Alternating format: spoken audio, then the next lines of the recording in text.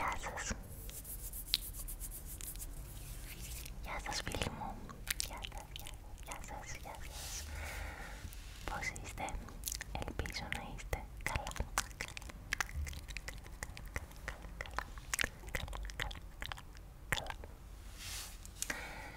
Απόψε σκέφτηκα να διαβάσουμε μαζί ένα βιβλίο τρόμου. Μπορεί να το έχετε ακούσει, είναι πολύ γνωστό. Είναι το Κούτσο.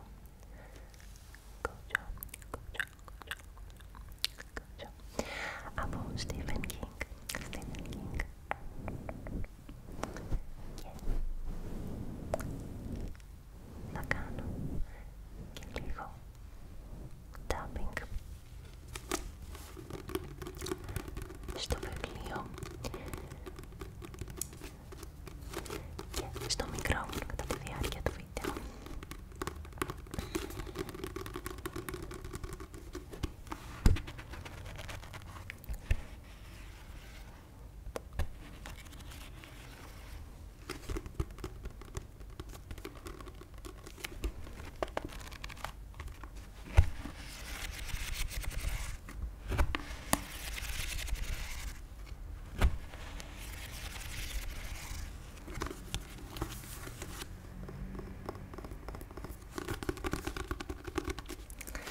Ωραία, ξεκινάμε.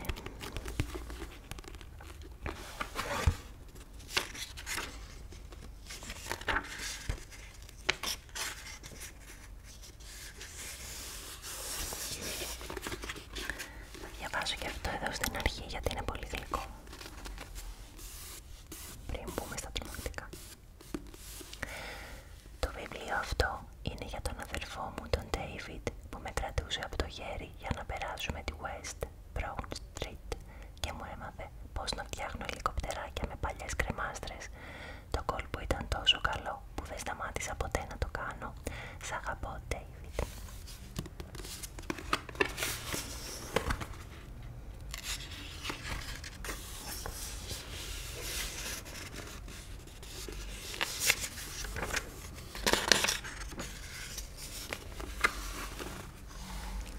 Μια φορά και έναν καιρό.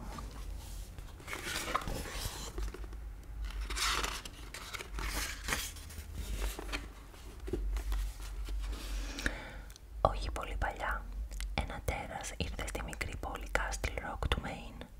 Σκότωσε μια σερβιτόρα που την έλεγαν Alma Fredette το 1970, μια γυναίκα που την έλεγαν Pauline Toothacre και μια μαθήτρια γυμνασίου που την έλεγαν Cheryl Moody το 1971, μια όμορφη κοπέλα, την Carol Dunbarger το 1974, μια δασκάλα, την Etta Ringgold το φθινόπωρο του 1975 και τέλος μια μαθήτρια του δημοτικού, τη Mary Kate Henderson, στις αρχές του χειμώνα της ίδιας χρονιάς.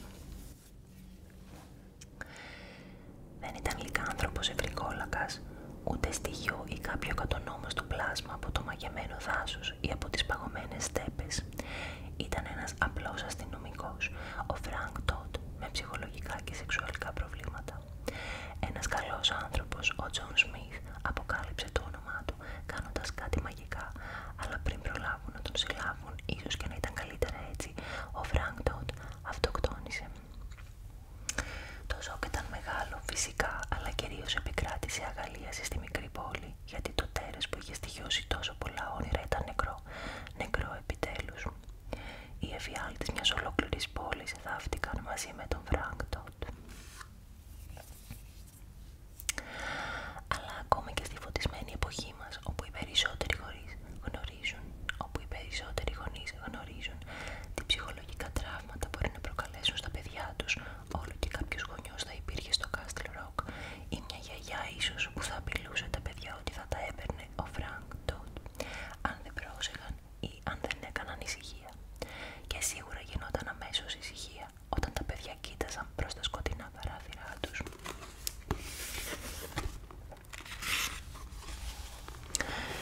Και σκέφτονταν τον Frank Todd με το γυαλιστερό μαύρο πλαστικό αδιάφρογό του, τον Frank Todd που έπνιγε.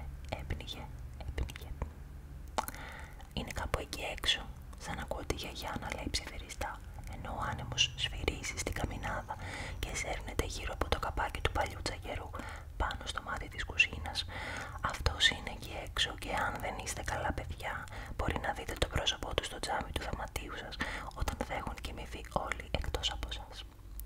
Μπορεί να δείτε το χαμογελαστό του πρόσωπο να σας κρυφοκοιτάζει μέσα από την τουλάπα στη μέση της νύχτας, κρατώντας στο ένα χέρι το σήμα του stop που σήκωνε όταν βοηθούσε παιδιά να περάσουν το δρόμο και στο άλλο το ξηράφι που με αυτό έκοψε το λαιμό του. Γι' αυτό παιδιά,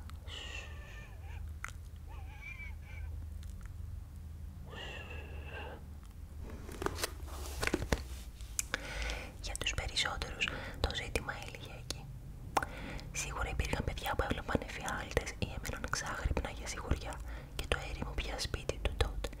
Η μητέρα του είχε πεθάνει και αυτή λίγο αργότερα από εγκεφαλικό. Γρήγορα απέκτησε φήμη στοιχειωμένου και το απέφευγαν όλοι. Αυτά όμως ήταν παροδικά φαινόμενα, οι αναπόφευκτες παρενέργειες ίσως μιας αλυσίδας παράλογων φόνων.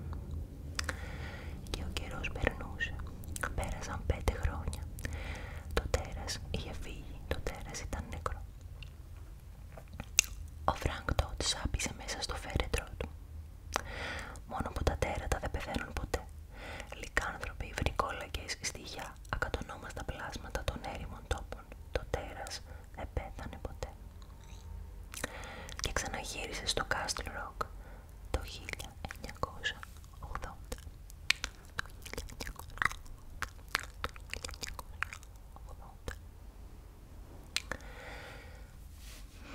Το Μάη εκείνης της χρονιάς, ο Ταντ Τρέντον 4 ετών ξύπνησε ένα βράδυ λίγο μετά τα μεσάνυχτα και ήθελε να πάει στην τουαλέτα.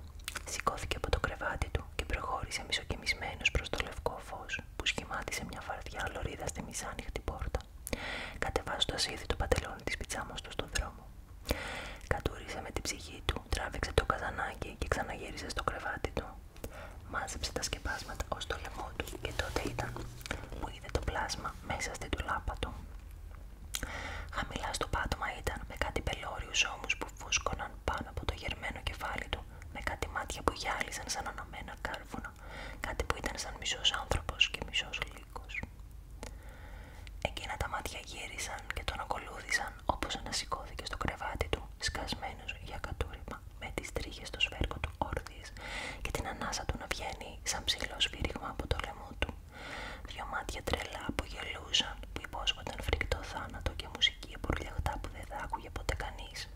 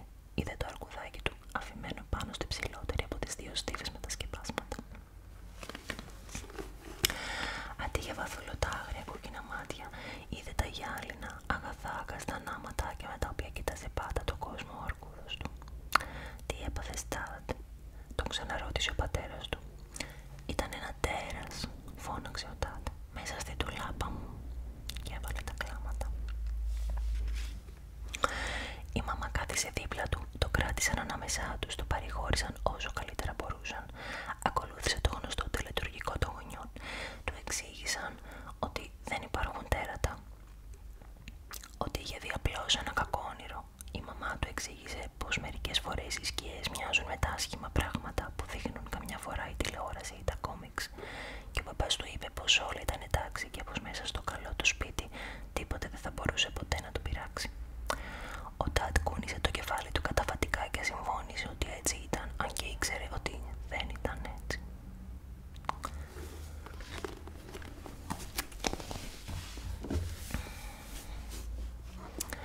Ο πατέρας του εξήγησε πως μέσα στο σκοτάδι οι δυο άνισες στίβες του είχαν φανεί σαν καμπουριασμένοι ώμοι, πως ο αρκούδος του έμοιαζε με γερμένο κεφάλι και πως το φως από το μπάνιο που αντανακλούσε στα γυάλινα μάτια του αρκούδου τα έκανε να φαίνονται σαν κανονικά μάτια ζωντανού θηρίου. «Και τώρα κοίτα», είπε, «πρόσεξε με καλά, Τάντερ». Ο Τάτ το παρακολούθησε. Ο πατέρας του σήκωσε τις δυο τάνες με τις κουβέρτες και τις έβαλε στο βάθος της ντουλάπας. Ο Τάτ άκουσε τις κρεμάστρες να κουδουνίζουν σιγανά, μάλλον μιλώντας για τον παπά του στη γλώσσα των κρεμαστρών. Ήταν αστείο και χαμογέλασε λιγάκι. Η μαμά είδε το χαμογελό του και χαμογέλασε λίγο κι αυτή, ανακουφισμένη.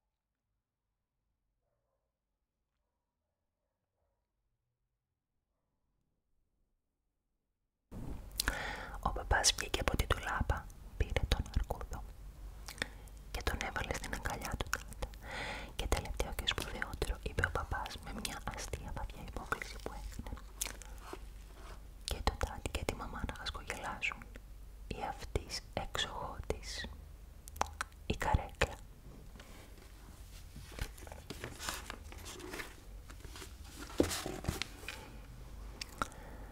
Έκλεισε γερά την πόρτα της ντουλάπας και έβαλε την καρέκλα πάνω στην κλειστή πόρτα. Όταν γύρισε στο κρεβάτι του Τάτ, χαμογελούσε ακόμη, αλλά τα μάτια του ήταν σοβαρά. «Εντάξει, Τάτ». «Ναι», είπε ο Τάτ, και έπειτα πίεσε τον εαυτό του να το ξεστομίσει. Όμως, παπά.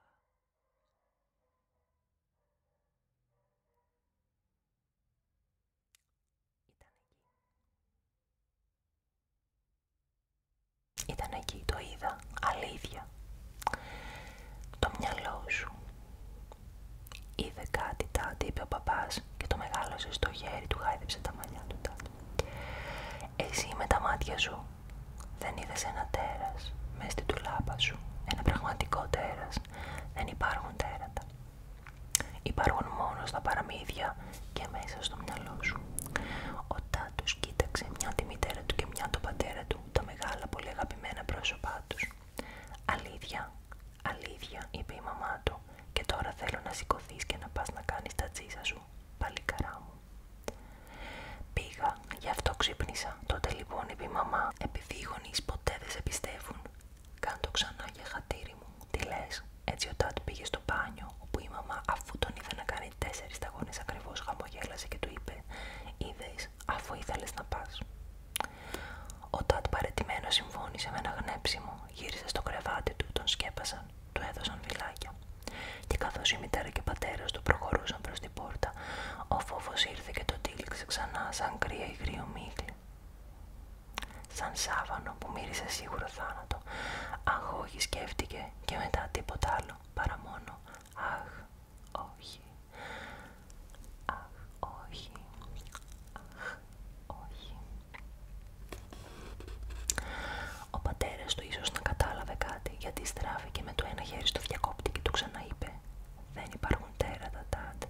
«Όχι, παπά», απάντησε ο Τάτ, γιατί τα μάτια του πατέρα του φάνηκαν μακρινά και σκοτεινιασμένα, σαν να είχε ανάγκη να σιγουρευτεί.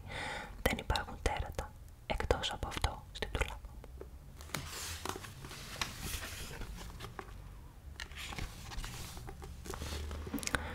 Το φως έσβησε.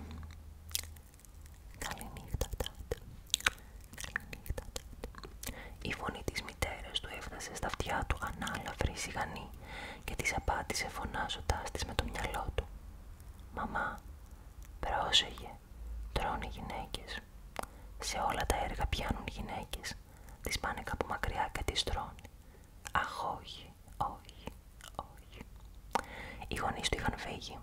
Έτσι ο Ταντ Τρέντον, 4 χρονών, έμεινε ξαπλωμένος στο κρεβάτι του, ακίνητος και τετωμένος, σαν σειρματόσκηνο με τα σκεπάσματα ανεβασμένα στο πηγούνι, με το ένα χέρι του να κρατάει αγκαλιασμένο σφιχτά τον αρκούδο πάνω στο στήθος του, ενώ υπήρχε ο Λουκ Skywalker στον ένα τοίχο και παραδίπλα ένας χαροπός χαμογελαστός κύουρος πάνω σε ένα λεμονοστίφτη. «Αν η ζωή σου φέρει ξινά λεμόνια, φτιάξε λεμονάδα», έλεγε ο χαροπός χαμογελαστός κύουρος, και όλο το πιτσιλωτό πλήρωμα της Sesame Street στον άλλο τοίχο, ο Big Bird, ο Ernie, ο Oscar, ο Grover. Καλά το τεμ, καλή μαγεία, αλλά ο αέρας έξω. Ούρλιασε πάνω στη στέγη και ορμούσε μέσα στις υδροροές. Ο Ταντ δεν θα κοιμόταν άλλο απόψε. Αλλά σιγά σιγά τα σύρματα χαλάρωσαν και το σκληρό σειρματόσκηνο λύγησε. Το μυαλό του άρχισε να ταξιδεύει και τότε ακούστηκε ένα καινούριο σβήριγμα, πιο κοντινό από το ανέμου έξω, που τον έκανε να βρεθεί και πάλι ξύπνιος με τα μάτια ορθάνυχτα, οι μετεσέδες της τουλάπας.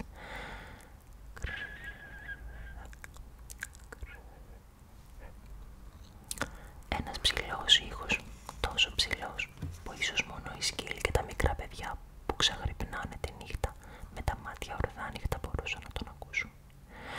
Η πόρτα της τουλάπας του άνοιγε αργά και σταθερά.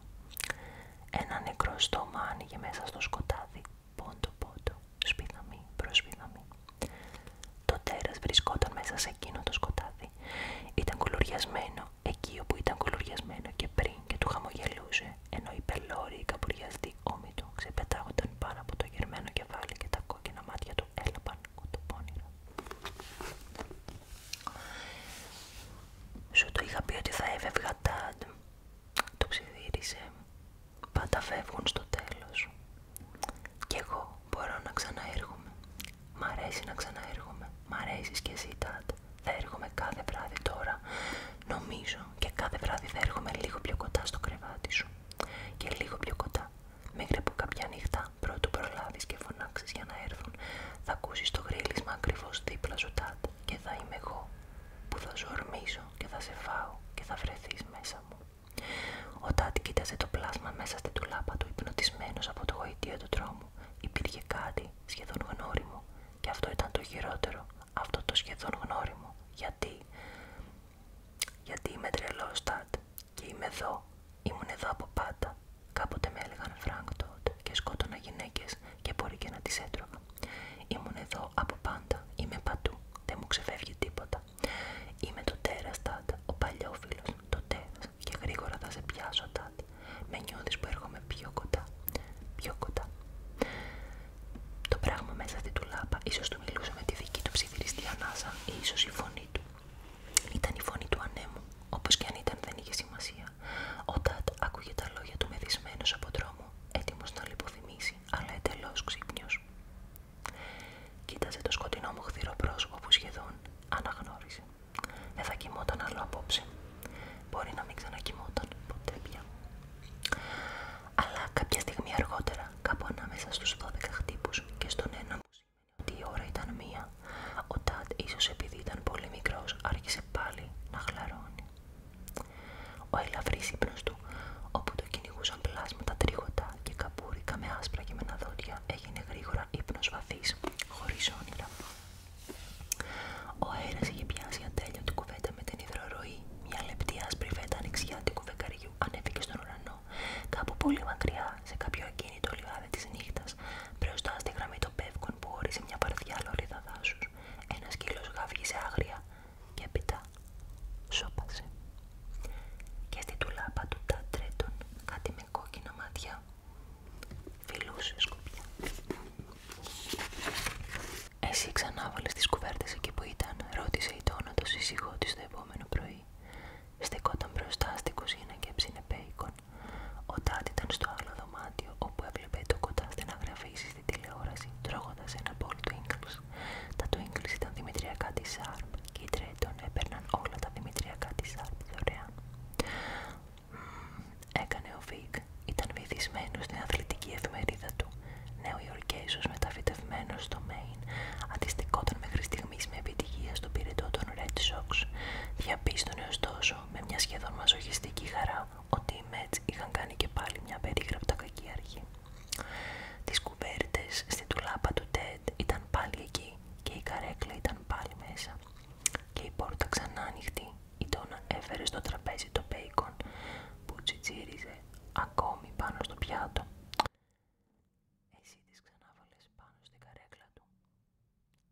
εγώ, είπε ο Βικ γυρίζοντας σελίδα.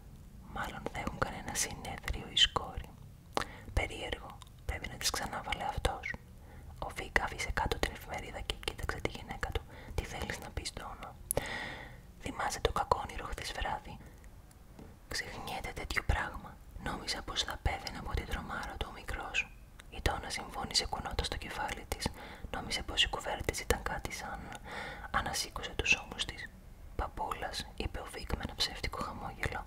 Μάλλον, και εσύ του έδωσες τον αρκούδο του και έβαλες τις κουβέρτες στο βάθος της ντουλάπας. Σήμερα το πρωί όμως που πήγα να στρώσω το κρεβάτι του, ήταν πάλι πάνω στην καρέκλα. Η Ντόνα γέλασε.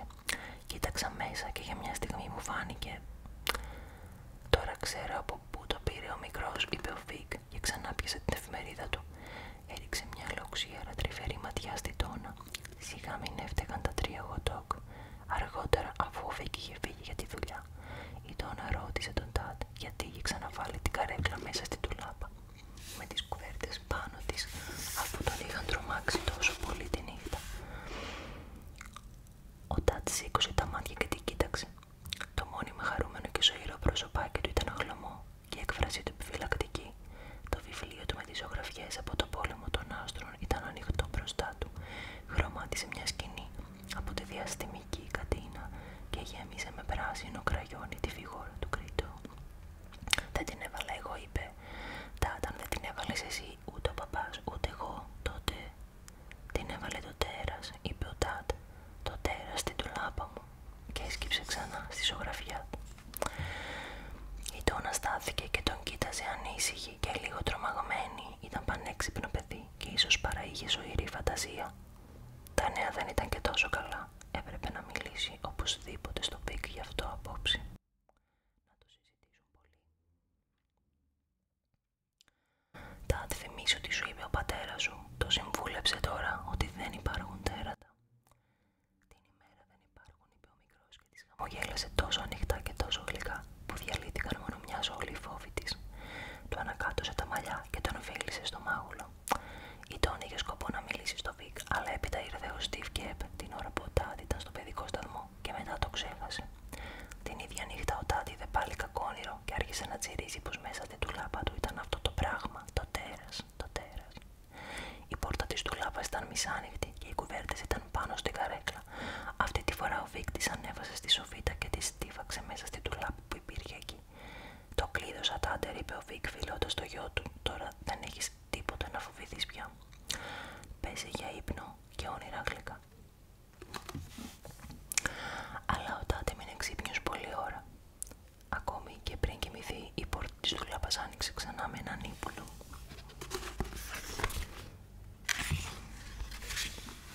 Σιγανό ήχο. Το νεκρό στόμα άνοιξε μέσα στο νεκρό σκοτάδι, όπου παραμόνευε κάτι τριγωτό με σουφλερά δόντια και γαμψά νύχια. Κάτι που μύριζε σάπιο αίμα και σκοτεινή κατάρα.